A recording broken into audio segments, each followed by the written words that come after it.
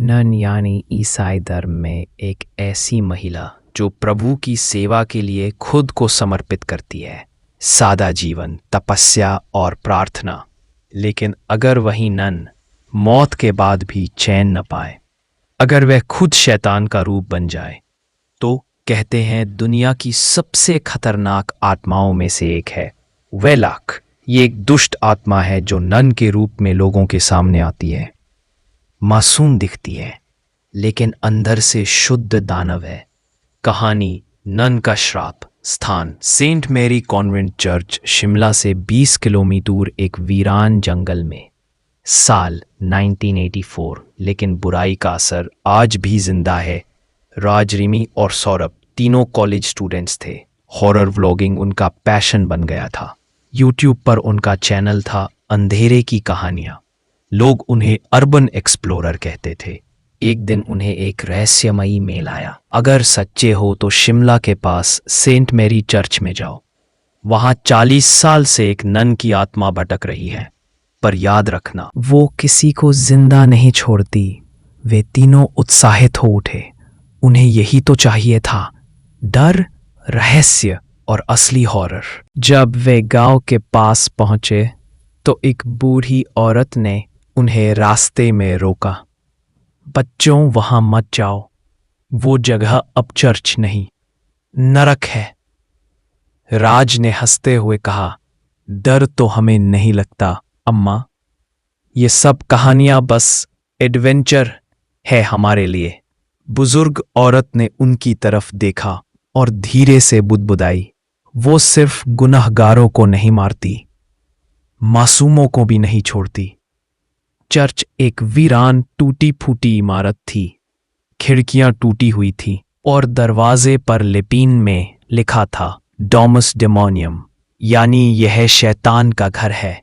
जैसे ही उन्होंने दरवाजा खोला, एक अजीब सी ठंडी हवा निकली। इतनी ठंडी कि सांस जम जाए।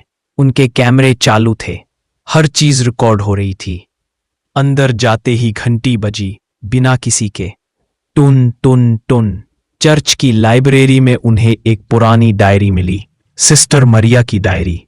उसमें लिखा था, मैंने प्रभु की सेवा में अपना जीवन समर्पित किया, पर एक रात फादर एबल ने मेरी आत्मा को बेच दिया। मुझे दुष्ट आत्मा वेलक के लिए बलि बना दिया गया। अब मैं सिर्फ नन नहीं, उसका रूप हूं। मैं प्रभु की नहीं, अब मृत्यु की सेविका हूं। रिमी ने डायरी नीचे गिरा दी। तभी खिड़की अपने आप बंद हो गई। रिमी ने पीछे मुड़कर देखा, कोई नहीं था। लेकिन कैमरे में एक साया दिखा, काले वस्त्र में, सिर पर क्रॉस की उल्टी छाया और आंखें जो सीधी आत्मा में उतर जाएं। रिमी जोर से चिल्लाई और उसकी चीख बंद हो गई। राज और सौरभ भागे। जब वे लौटे, वहां रिमी नहीं थी, सिर्फ उसकी टॉर्च जो अब भी जल रही थी। अचानक चर्च में ऑर्गन बजने लगा। साल्वे रजीना, मातर मिसेरिकॉर्डिए। ये चर्च का एक प्रार्थना गीत था, लेकिन बेहद मंद और खौफनाक धुन में। सौरभ का शरीर कांपने लगा। उसने कहा, राज, ये जगह जिंदा है। राज ने कहा, नहीं, ये मरी हुई जगह है और यहां सब कुछ मौत से जुड़ा है। बेल टावर की सीढ़ियों से एक चेहरे नीचे झांक रहा था। राज ने कैमरा ऊपर किया और वहां थी नन मारिया।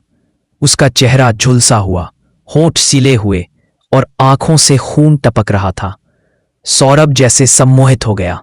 सौरभ, रुक, वापस आ। राज चिल्लाता रहा, पर सौरभ ऊपर गया और अगली ही सेकंड गिरा, सीधा नीचे। सिर फट गया, मौत। अब सिर्फ राज बचा था। वो ऊपर गया, बेल टावर के उस कमरे में जहां 40 साल पहले नन ने फांसी लगाई थी। उसने दीवार पर लिखा देखा, मैं लौटूंगी हर सोमवार एक नया शरीर लेने। तभी पीछे से एक फुसफुसाहट आई, तू बचेगा नहीं। राज ने पलट कर देखा, वही नन, पर अब उसका शरीर हवा में था। उसकी आंखें जल रही थी। राज ने आग लगाई, चर्च को जलाने के लिए। सारा चर्च धधकने लगा। कहानी खत्म? नहीं। पुलिस जब पहुंची तो वहां सिर्फ एक राख हुआ चर्च था। कोई शव नहीं मिला, न राज का, न रिमी का, न सौरभ का।